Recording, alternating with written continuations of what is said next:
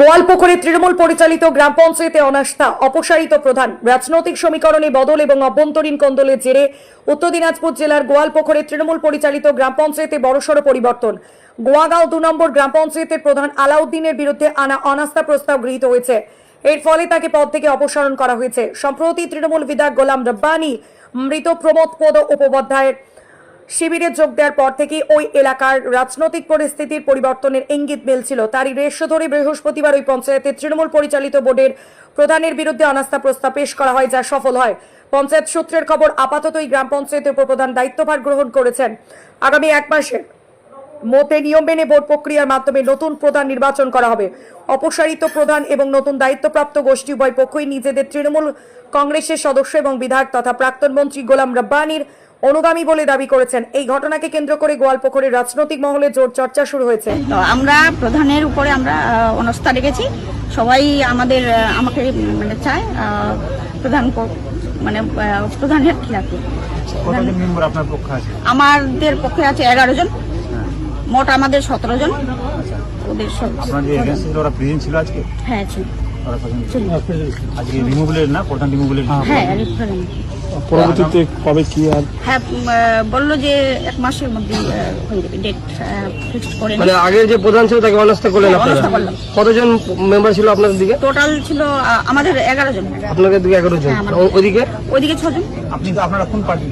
আমরা টিএমসি। এখন তো টিএমসি দুভাগ, এখন যাই হোক, এখন বর্তমান যেটা আছি টিএমসি কে। মানে কার দিকে, মানে নতুন পুরনো তো এখন ভাগ আছে। আমরা টিএমসি কে এখন আপাতত আছি। আচ্ছা, আপনি টিএমসি কে আপনারা কতজন হয়ে আছে? আমি বলবো যে আমাদের যে মিনিস্টার গোলাম রব্বানী সাহেব যেদিকে আছেন, হ্যাঁ বিধায়ক আছেন, তার দিকেই আমি আছি। আমি গোয়াগাঁও 2 জিপির প্রধানের দেখতেছিলাম। আজকে পঞ্চায়েতে কি হলো? এত পুলিশ আজকে যেহেতু আমরা আগে প্রধানে গঠন হয়েছিল, মেম্বার আমার সঙ্গে ছিল। এখন কোনো কারণবশত খারাপও লাগতে পারে, ওই জন্য প্রধানেরা করেছে, অনাস্থা প্রস্তাব করেছে। আজকে রিমুভালটা হলো, সামনে ভোট আছে। এবার আমি একটাই বার্তা দিব সাধারণ যারা ভোটারকে, এবার আমাদের মেম্বাররাকে, যাই হোক, যদিও আমার তরফ থেকে কাজ যতটুকু করছি, যে কোনো জায়গা থেকে, যে কোনো ফান্ড থেকে, আমি প্রত্যেকটা অফিস থেকে কাজের এলাকায় কাজ করার জন্য, রাস্তা হোক, জল হোক, চেষ্টা চালাই গেছি, করেছিও।